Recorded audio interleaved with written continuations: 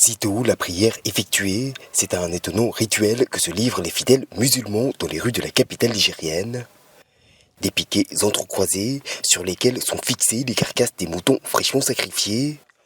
Un spectacle qui pourrait choquer au premier abord, mais qui, pour les autochtones, constitue la routine habituelle de l'Aïd el-Adha.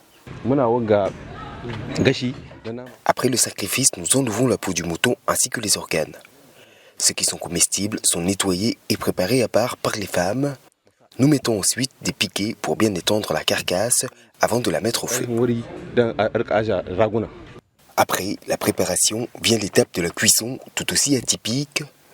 Dépecer puis nettoyer, c'est autour de bûchers improvisés que sont disposées les carcasses assaisonnées au préalable. Elles y mijoteront tout au long de la journée sous l'œil attentif des cuisiniers du jour. Toutes les maisons alentours rassemblent leurs moutons autour d'un même bûcher. Mes amis et moi sommes chargés de surveiller la cuisson et raviver le feu. Nous allons donc rester ici toute la journée. Une méthode qui donnerait à la viande le meilleur goût de la sous-région. C'est du moins l'avis auquel s'est désormais rangé Madiké, ressortissant sénégalais convaincu après plusieurs années passées au Niger.